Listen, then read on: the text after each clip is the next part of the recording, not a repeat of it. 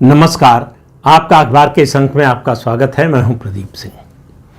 2014 ये तारीख हिंदुस्तान के इतिहास की बड़ी महत्वपूर्ण तारीख है। जब इस देश के प्रधानमंत्री बने थे नरेंद्र मोदी, तब से अब में क्या परिवर्तन हुआ। बहुत सारी चीज़ें बदली हैं। अर्थव्यवस्था के क्षेत्र में, हमारी सैन्य तैयारी के क्षेत्र में, सेनाओं के मनोबल की बात करें या उनको मिलने वाले साजो सामान की, इंफ्रास्ट्रक्चर की, तमाम बातें कर सकते हैं। लेकिन मैं बात केवल कर रहा हूं हिंदुओं के लिए क्या बदला है। जितना बदलना चाहिए था, हम लोग जितनी उम्मीद करते थे बहुत से लोग, शायद उतना नहीं बदला है। लेकिन एक मौलिक परिवर्तन हुआ है। हिंदुओं को आवाज़ मिल गई है, अब वो बोल पा रहे हैं।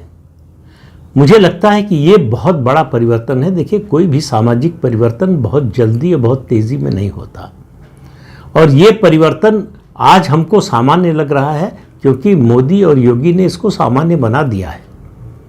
2014 के पहले की स्थिति की आप कल्पना कीजिए और आज उससे तुलना कीजिए, तब आपको उसका अंतर समझ में आएगा। सुबह या दिन कितना अच्छा होता है इसका पता तब चलता है जब रात आती है, रात से उसकी तुलना करते हैं।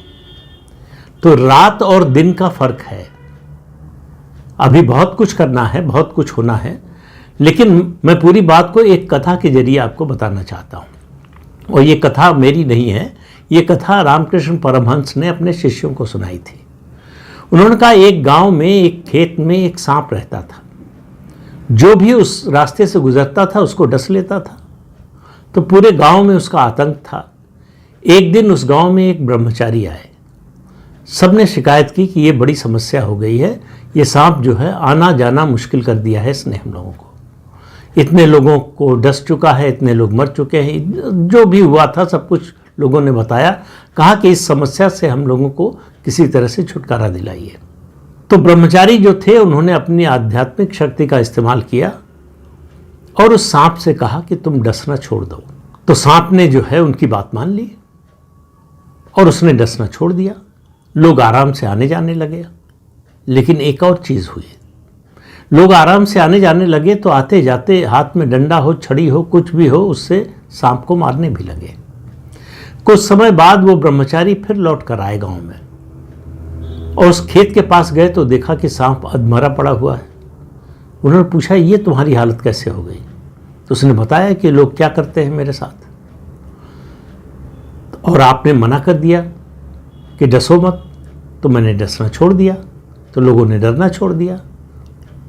तो ब्रह्मचारी ने कहा कि हे मूर्ख, मैंने तुमसे कहा था कि डसो मत, काटो मत।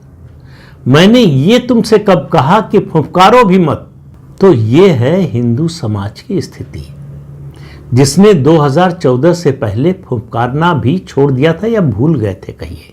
मोदी और योगी हिंदुओं को फुफकारना ही सिखा रहे हैं, इससे ज़्यादा नहीं। किसी को डसना काटना नहीं सिखा रहे, कि अपनी बात बोल सको, अपनी रक्षा कर सको। इसमें असली जो संदेश छिपा हुआ है कि अपनी रक्षा के लिए तुम्हें जो करना हो करना चाहिए। इतने जो है दयालु मत हो जाओ, इतने निरीह मत हो जाओ, फिर तुम्हारा जीवन ही खतरे में पड़ जाए। दिनकर जी की कविता का एक अंश है, क्षमा शोभती उस भुजंग को जिसके पास गरल हो, उसका क्या जो दंतहीन विषहीन विनीत सरल हो। तो वो सांप जो खेत में था वो दंतहीन विषहीन विनीत और सरल हो गया था। तो उसकी क्या हालत हुई?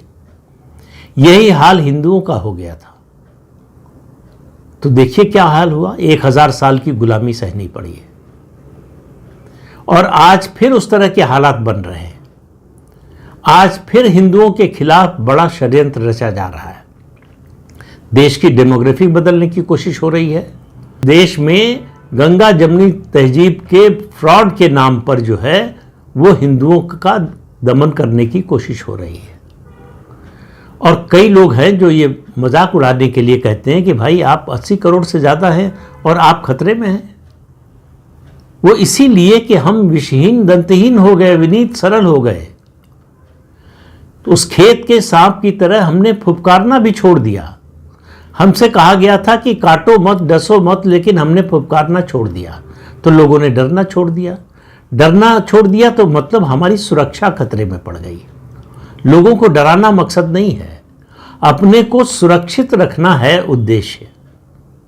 तो अपने को सुरक्षित रखने के लिए इसी को आजकल जो है परमाणु हथियारों की बहुत बात हो रही है, कहते हैं मिनिमम डेटरेंस। वो व्यवस्था जिससे आपका दुश्मन, आपका विरोधी आप पर हमला ना करे, आपके अस्तित्व के लिए खतरा ना बने, आप पर हमला करने की सोचे भी नहीं। तो आप देखिए हिंदुओं के साथ क्या क्या हुआ। आज वंदे मातरम की, जो हमारा राष्ट्रीय गीत है, उसकी वर्षगांठ मनाई जा रही है। आज प्रधानमंत्री ने कहा, इससे पहले भी बहुत से लोग कह चुके हैं कि किस तरह से माँ दुर्गा का जो जिक्र था वंदे मातरम में, उसके स्टेंजा जवाहरलाल नेहरू ने निकलवा दिए। तो भारत के लोग भारतीय धर्म, सनातन धर्म, भारतीय संस्कृति से जितना दूर जा सके उतना दूर ले जाने की कोशिश हुई। यही वजह है कि 500 साल हमको संघर्ष करना पड़ा अयोध्या में राम मंदिर बनवाने के लिए। और ऐसे ऐसे महान विद्वान आए जिन्होंने कहा यहाँ पार्क बना दीजिए, स्कूल बना दीजिए, शौचालय बना दीजिए, लाइब्रेरी बना दीजिए। कहने का कुल मतलब ये था कि यहाँ पर राम मंदिर मत बनाइए और कुछ भी बना दीजिए। और सुप्रीम कोर्ट देखिए किस तरह से जो संतुलन साधने की कोशिश करता रहता है, हमारी व्यवस्था करती रहती है, जिसमें न्यायपालिका सबसे आगे है। अयोध्या में राम मंदिर के बारे में फैसला आया तथ्यात्मक आधार पर, एएसआई के प्रमाण, ऐतिहासिक प्रमाण, साहित्यिक प्रमाण, पौराणिक प्रमाण, हर तरह का प्रमाण मौजूद था कि मंदिर को गिराकर यहां बाबरी नाम की मस्जिद बनाई गई थी। बाबर के सिपहसालार ने बनवाई थी। और उसके बाद कितने हिंदुओं ने और सिखों ने कुर्बानी दी, खासतौर से निहंगों ने, राम मंदिर के आंदोलन के लिए। उसके बावजूद राम मंदिर बनना चाहिए, ये इस देश की सबसे जो पुरानी पार्टी है वो सबसे ज्यादा इसके खिलाफ थी। कम्युनिस्ट तो खिलाफ होते ही, कम्युनिस्ट जो है वो कहते हैं कि वो धर्म को नहीं मानते, वो एथीस्ट होते हैं, लेकिन दरअसल वो हिंदू धर्म को नहीं मानते। उनसे जरा यही बात इस्लाम के बारे में या क्रिश्चियनिटी के बारे में बुलवा कर देख लीजिए, आपको पता चल जाएगा कि उनकी असलियत क्या है। तो उन्होंने ये जो है एथिस्ट होने का जो नाटक है वो केवल हिंदू धर्म का विरोध करने के लिए ये नाटक या ये आवरण ओढ़ रखा है। और दुनिया भर में वो यही काम कर रहे हैं, भारत में ही नहीं कर रहे हैं, दुनिया भर में कर रहे हैं। आपने हाल ही में देखा होगा लालू प्रसाद यादव को चारा घोटाला 32 साल की सजा हो चुकी है भ्रष्टाचार के आरोप में। तो ऐसा भ्रष्टाचारी नेता, वो जब महाकुंभ चल रहा था तो कहा कि फालतू है ये, और उनकी बहू क्रिश्चियन है, तेजस्वी यादव की पत्नी क्रिश्चियन है, उसमें कोई बुराई नहीं है। कौन किससे शादी करता है नहीं करता है वो उसका निजी मामला है। तो उसके बच्चों के साथ क्रिश्चियंस का एक त्यौहार है वो मना रहे थे, वो उनको फालतू नहीं लगा। मना रहे थे, बहुत अच्छी बात है, लेकिन यह अधिकार आपको किसने दिया कि हिंदुओं की आस्था को फालतू कहें? आज तक आप गिनती कर लीजिए देश के कितनी पार्टियां हैं, उनके कितने नेता हैं, उनमें से कौन कौन अयोध्या में राम मंदिर में भगवान राम के दर्शन करने के लिए गया।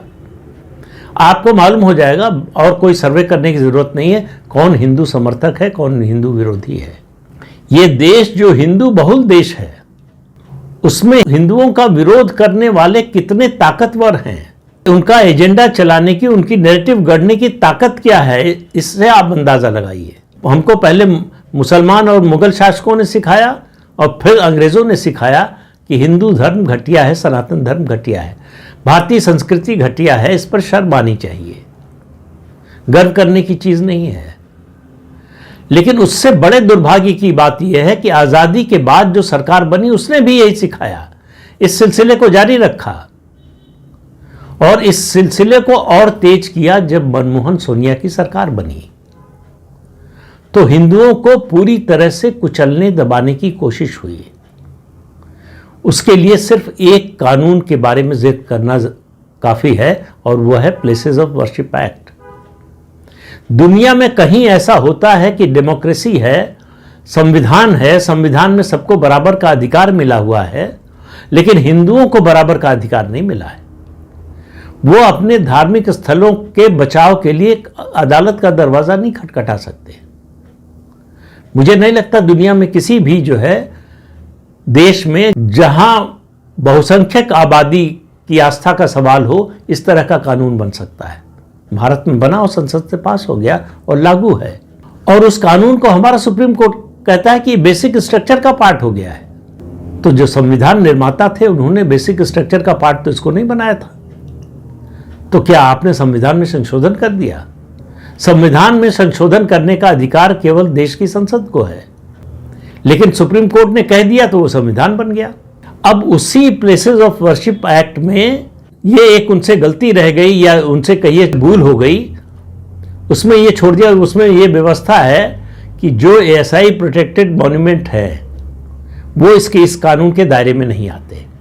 और दूसरी बात, जो बाद में चीफ जस्टिस हुए डीवाई चंद्रचूड़, उनके सामने जब ये मामला गया था, ज्ञानवापी का मामला, तो उन्होंने कहा कि ये ठीक है कि 1900 जो कानून बना है प्लेसेस ऑफ वर्शिप एक्ट, वो कहता है कि 1947 में जिस धार्मिक स्थल की जो स्थिति थी वही रहेगी, उसको बदला नहीं जाएगा।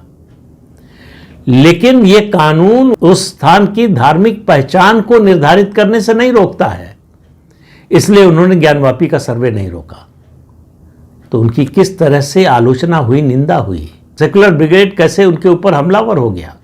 आज तक वो कानून खत्म नहीं हुआ है। उस कानून को चुनौती दी गई है सुप्रीम कोर्ट में।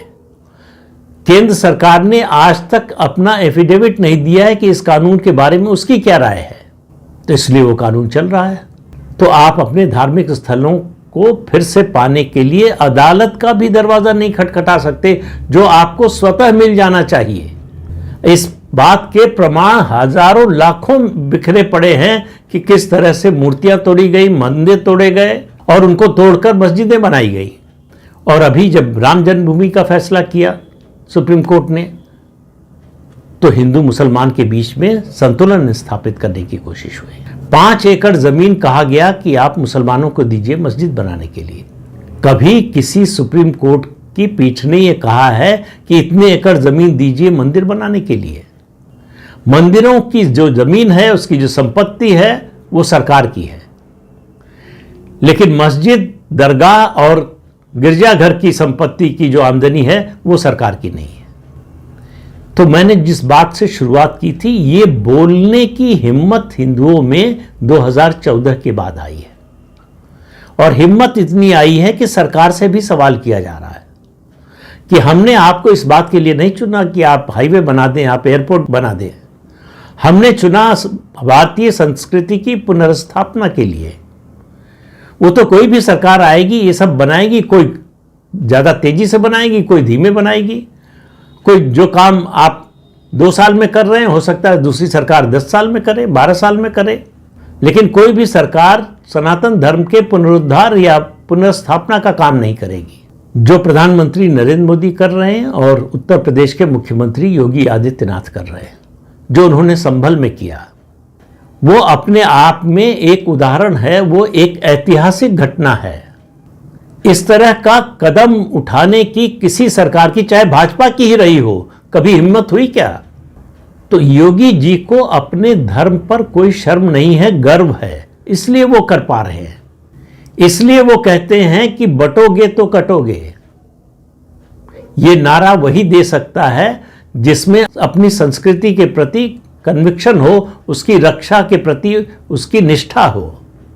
तो मैं उस कहानी के संदर्भ के आधार पर फिर कह रहा हूं, डसने और काटने की जरूरत नहीं है, लेकिन फुफकारने से किसने रोका? जो फुफकारने से संकोच करते हैं, हिचकते हैं, दरअसल वो ब्रह्मचारी जी के शब्दों में मूर्ख हैं।